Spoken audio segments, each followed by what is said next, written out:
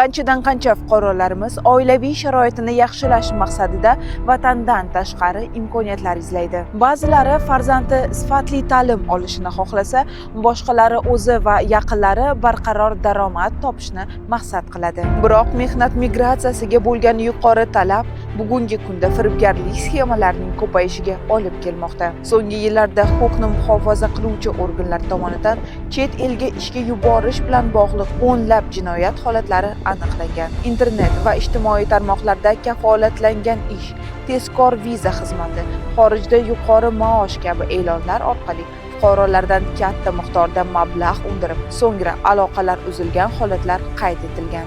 So'nggi ma'lumotlarga ko'ra, yiliga minglab fuqarolar firibgarlik qurboniga aylanishadi. Shu o'rinda Namangan viloyatida Angliyaga ishga joylashtirish va'dasi bilan fuqarolardan $12,000 mablag' undirilgan. Ammo jabrlanuvchilarga na shartnoma, na rasmiy ish o'rni taqdim etilgan. O'zbekiston migratsiyasi agentligi fuqarolarni ogohlantiradi. Chet elda ishlash jarayoni faqat rasmiy litsenziyaga ega tashkilotlar orqali amalga oshirilishi lozim. Ushbu lavha orqali biz mehnat migratsiyasi ortidagi real xavflarni va jabrlangan fuqarolarning tajribasini yoritib beramiz. 2024-yil otamni yo'qotganimizda ozgina qiyinchilik duch keldik. Uyda ukalarim, singlarim bor edi. Mas'uliyatlarni yelkamga tushib qo'yandim. Nima qilib bo'lsa ham ish topish maqsadida harakat qilib yurdim. Bir kuni Telegramdan bitta odam topdim. O'sha Germaniyadan turib o'zini xizmatidan taklif qilishayotgan. Ozgina vakansiyalar tushuntirdi, ish haqida ma'lumotlar berdi, sharoitlarni ko'rsatdi, video materiallar tashladi ozgina. Menga yoqdi. Keyin ma'lum bir vakansiyani tanladik. Farmatsevtika sklad, kattaroq sklad deb. Oilalarni tushuntirdi, boshlanishiga 2,000 dan boshlanadi deb tushuntirdi ozgina. Men rozi bo'ldim. Kerakli hujjatlar so'radi, nagran pasportim. Birdan keyin dokumentlar tashlashni boshladi. Hammasi tayyor bo'ldi. Shu dokumentlar tashlaganda $200 to'lov qilishing kerak deb karta raqam tashladi. Karta raqamiga $200 qilsang, masalan, aviabilet yuboraman, u xuddi depozit sifatida turadi. Keyin qaytarib beraman dedi. To'ladim. Men o'yladim, shu vizam hal bo'ldi, chiqdi, bemalol ketsam bo'ladi deb.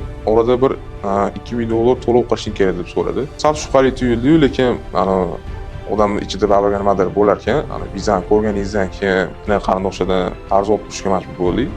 So'rab shu bergan kartasiga o'tkazib berdik. Bir hafta o'tgandan keyin umuman hamma chatda o'chirib tashladi.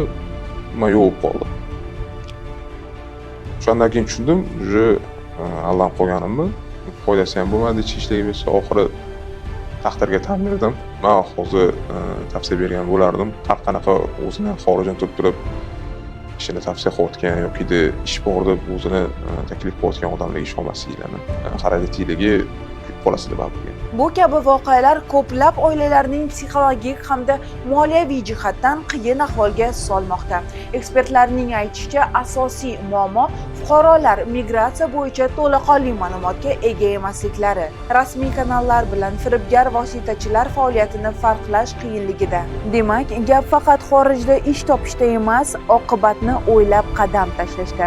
Jozibador takliflar ortida ko'pincha javobsiz qo'ng'iroqlar, yopilgan eshiklar va yo'qolgan mablag'lar qolmoqda.